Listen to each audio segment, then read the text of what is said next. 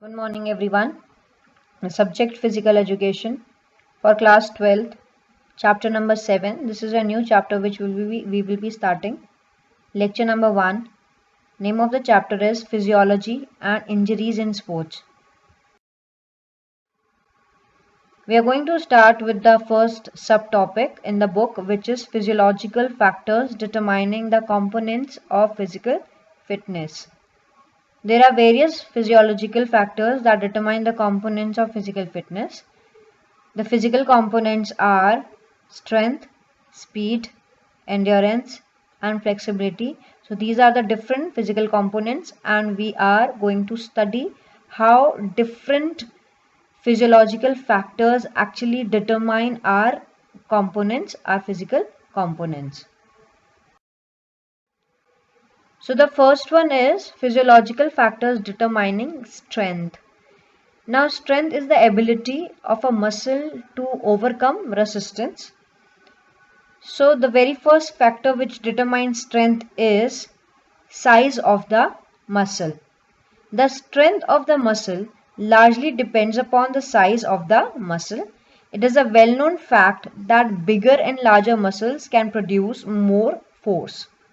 The force produced by the same size of muscle in males and females is approximately same, but males are found to be stronger because they have larger and bigger muscles in comparison to females.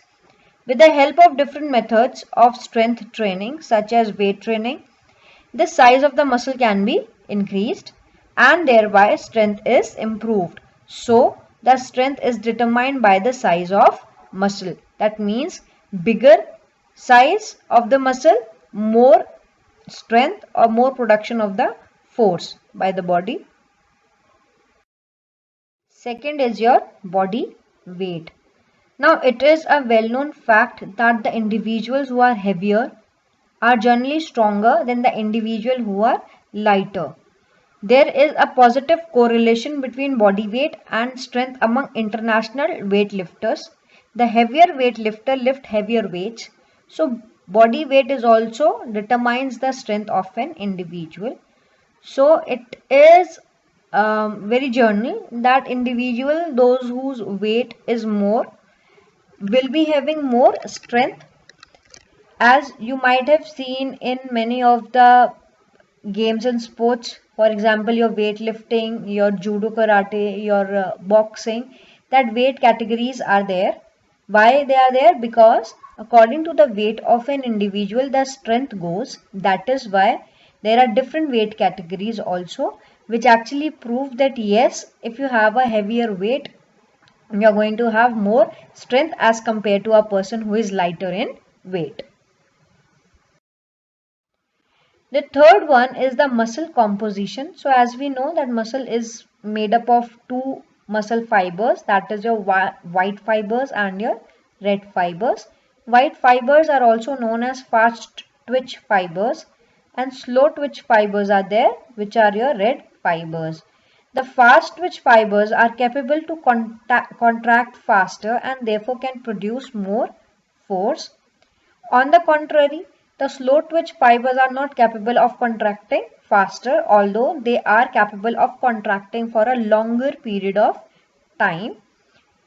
The muscles which have more percentage of fast twitch fibers can produce more strength.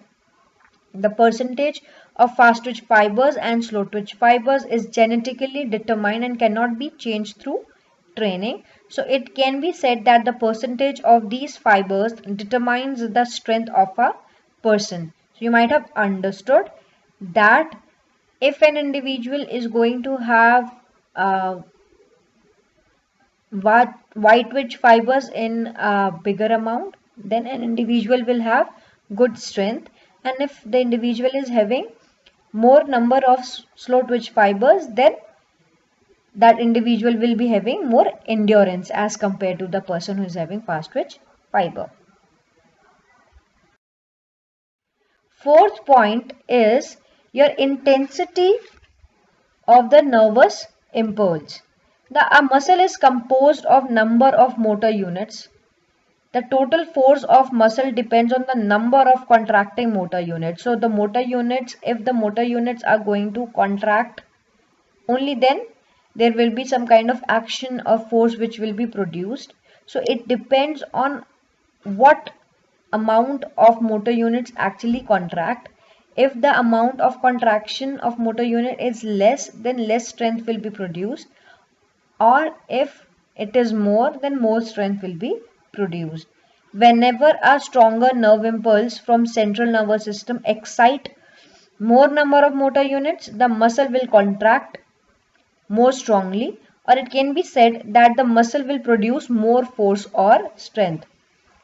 So the intensity of the nerve impulse also determines the amount of strength.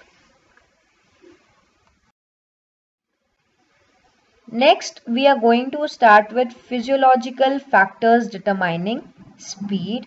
Now, speed is an ability of an individual to cover maximum distance in minimum possible time, that is your speed. So the first physiological factor that determines speed is mobility of the nervous system. How it actually all works will study now.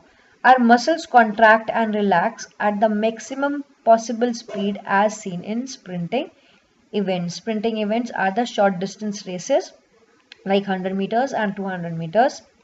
This rapid contraction and relaxation of muscle is made possible by rapid excitation and inhibition of the concerned motor center. Again, we are talking about the motor units here. That if that particular muscle is contracting and relaxing at that particular area, the number of motor units contraction is more, then there will be more speed, and if it will be less or slow, then there will be less speed. It is called the mobility of the nervous system.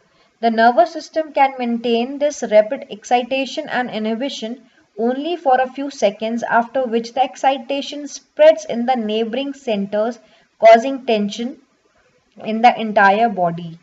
Now, if you take an example that if you are doing high knees, your main focus is on the legs. But when these messages moves from your central nervous system to the concerned centers of your body, what happen is they get in the path, after some time they get distributed, and because of that distribution other muscles also start working in the very way, because of which the concerned muscle starts relaxing, and that contraction is not that quicker anymore as it was earlier. So this results in decrease in your speed. The mobility of the nervous system can be trained, but only to a limited extent. In fact, speed is determined to a great extent by genetic factors. So speed is one kind of a physical component which cannot be developed or enhanced up to a great level. It is into this limited area only where you can actually develop or enhance your speed. Second is your muscle composition. We have already read about muscle composition when we were talking about the factors determining strength. The same thing goes here also.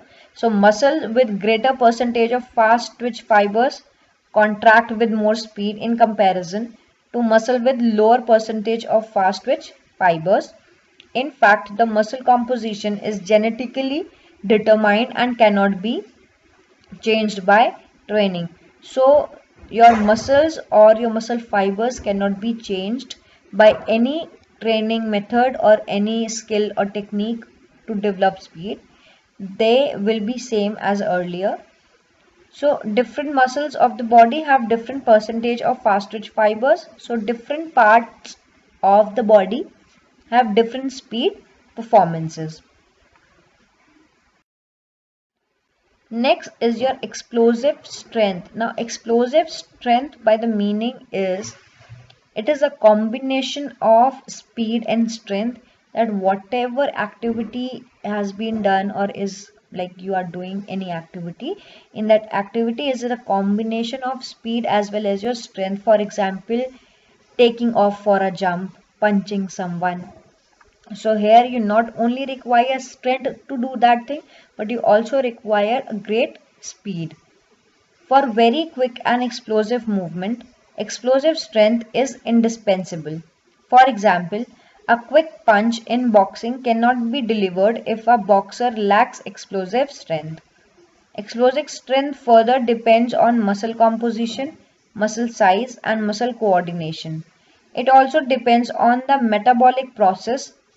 Except muscle composition, the remaining factors can be improved through training, which in turn will improve the speed to a limited extent. So muscle size can be improved by doing strengthening exercises. Muscle coordination can be improved, how you coordinate with your muscles, different muscles of the body, and your neuromuscular coordination can also be improved. Only this muscle composition cannot be improved. So there will be a limited improvement in your speed if you perform different training methods. Fourth one is your flexibility. Now flexibility also determines the speed to a certain extent. In fact, good flexibility allows maximum range of movement without much internal resistance. Flexibility also enables complete utilization of explosive strength. So if you have good flexibility, all your movements or all your range of movements, your joints will have a free movement, and it will not create any kind of hindrance while doing any of the movement, because of which the speed will be enhanced. Fifth point is your biochemical reserves and metabolic power. For maximum speed performance, the muscles require more amount of energy at a very high rate of consumption. For this purpose, the phosphogen adenosine triphosphate and creatine phosphate CP stores in the muscle should be enough. So because when you perform any of the activity which needs high speed, you need to have a lot of energy in you to perform that particular activity. So it is very important for you to have these biochemical as reserved in your body already, so that that energy can be used when you are performing something. If ATP and CP store is less in contracting muscle, the muscle contraction due to insufficient energy supply becomes slow after short time, because there will be less amount of energy and you will not be able to perform the activity with the same frequency. The energy supplied also depends on certain enzymes which increases the metabolic power. The amount of ATP, CP and rate of energy supply can be enhanced by training, because when you train yourself, your whole body enhances. Because of exercises, there are a lot of changes which occur in your body systems and organs. So ATP, CP and rate of energy supply can also be enhanced with the help of training. Therefore, it can be said that the biochemical reserves and metabolic power determines the speed. So now the next physical component is endurance. So endurance is an ability of an individual to work or perform for longer period of time without getting fatigue. So the physiological factors to determine endurance are: the first one is your aerobic capacity. Now to perform an activity continuously, energy is required by the muscles, which can be supplied by the presence of oxygen. So you need to understand that for performing even if you are performing a very small thing, your muscles require energy to perform any action. So those action can only be performed when there is energy in your body, and that energy comes when there is presence of oxygen in the body.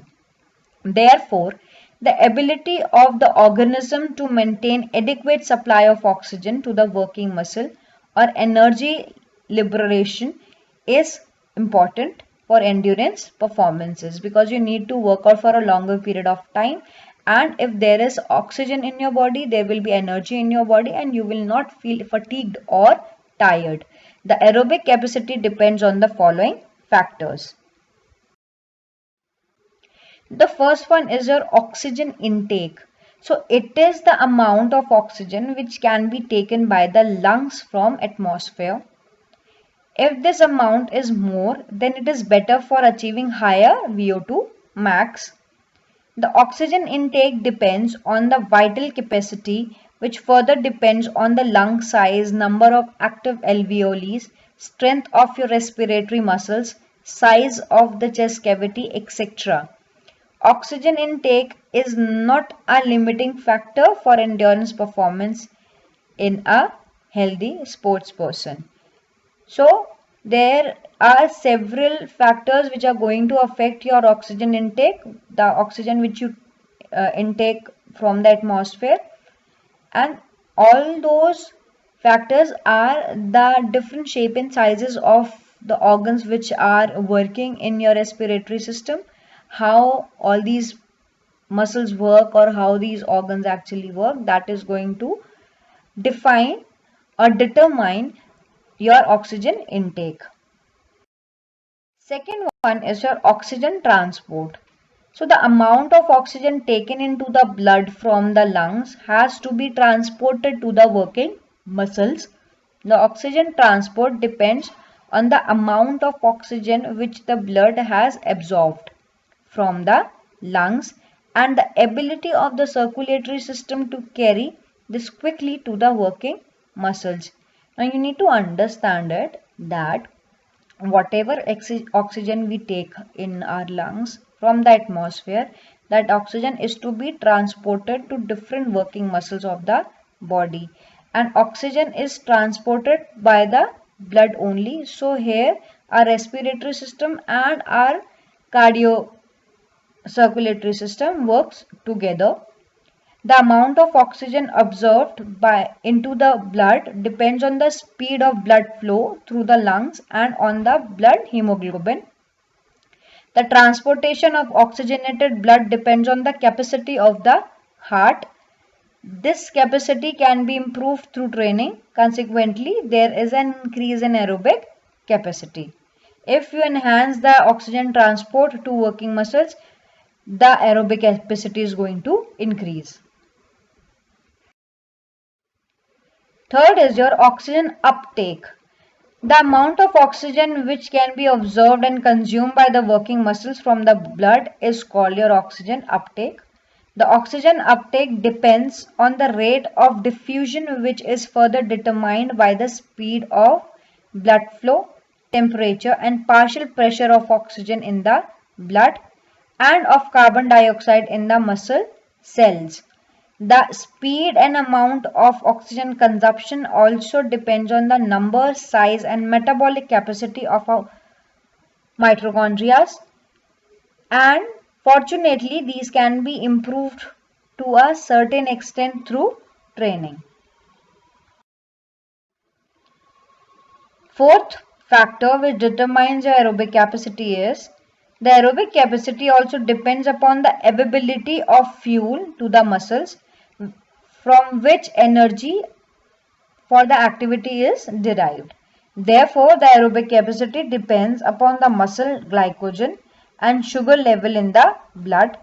If the muscle glycogen level falls below a certain level, then fatigue occurs because there is less of glucose, and this glucose or glycogen provides you energy when it comes in contact with oxygen. So both oxygen and glucose is important for the energy production. So if there will be less glucose or glycogen level is less, then there will be fatigue or lactic acid will be produced. For long duration activities, muscle glycogen and liver glycogen reserves are important. In extraordinary long. Now next point is your lactic acid tolerance. The ability to tolerate higher concentration of lactic acid is a significant factor in determining anaerobic capacity. The lactic acid tolerance is important for activities that last for about 40 seconds. So here we are talking about the activities like 60-meter run, 50-meter run, 100-meter run, 200-meter run. Here individual does not use a lot of oxygen while running. So there is a lot of tolerance against your lactic acid. The lactic acid tolerance capacity can be improved through training. So this tolerance of lactic acid can be easily improved by training, and it is also going to improve your endurance performance. Third one is your movement economy. The economical movements are significant for endurance performance. A runner who can run at a given pace with less energy expenditure can continue with the same speed for longer duration. A good technique in endurance sports can save energy. For example, in swimming, 20 to 30% of the energy can be saved if the movements are correct. For economy in movement, good runners set their center of gravity less higher to that unnecessary movements are reduced. So whatever techniques or skill or movements which we are performing, we need to perform them accurately and perfectly. If these techniques are performed perfectly, then there will be less consumption of energy and we can use that energy for longer period of time.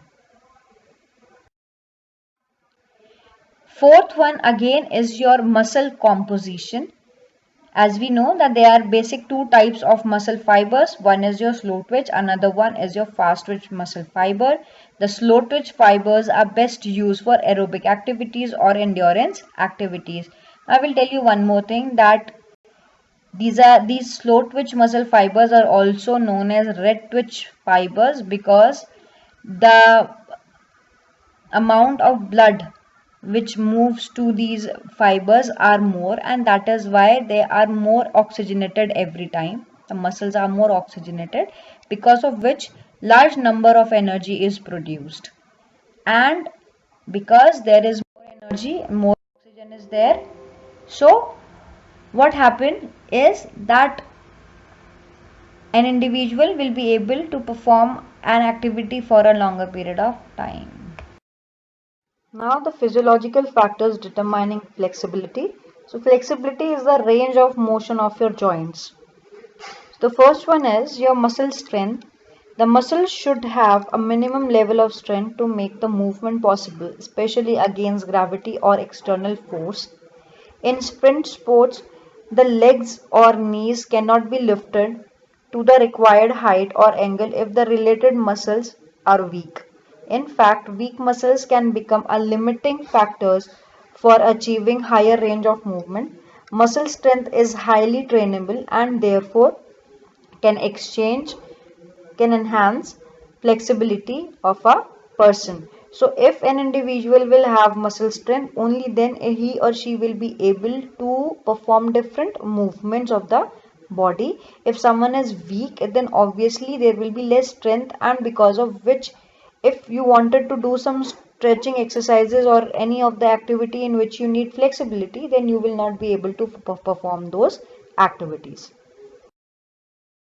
Second is your joint structure. Here I have given you two pictures of, one is your ball and socket joint, another one is your elbow joint. So when if you already know that in elbow joint we can only do flexion and extension, and in ball and socket joint we can do the whole rotation or circumduction. So according to the structure of the joint also, its flexibility will be different. So there are various types of joints in human body. Some of the joints intrinsically have a greater range of motion than others. For example, as I told you, ball and socket joint of the shoulder has the greatest range of motion in comparison to a knee joint or a elbow joint. Third one is your age and gender. It is a well-known fact that the flexibility decreases with the advancement of age. However, human body is trainable.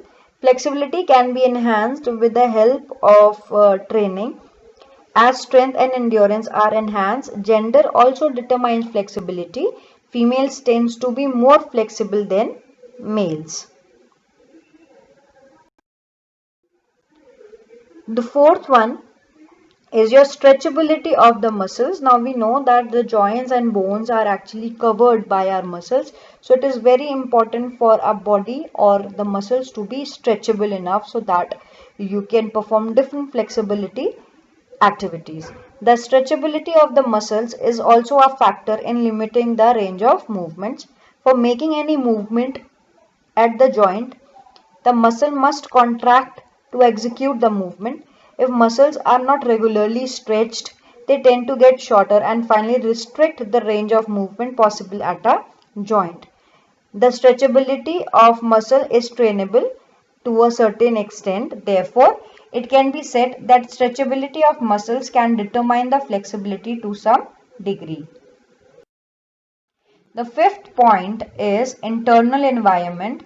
Internal environment is of the athlete influences the flexibility. For example, 10 minutes of warm bath increases body temperature and flexibility, whereas 10 minutes staying outside in 10 degrees Celsius reduces body temperature and flexibility. So when your body is warmed up, then your muscles are more loose and they are more stretchable as compared to when you are not properly warmed up or your body is in cold temperature. Sixth one is the previous injury. Injuries to connective tissues and muscle can lead to thickening and fibrosing on the affected area. Fibrous tissues are less elastic and can lead to limb shortening and ultimately lead to reduced flexibility. Now the homework.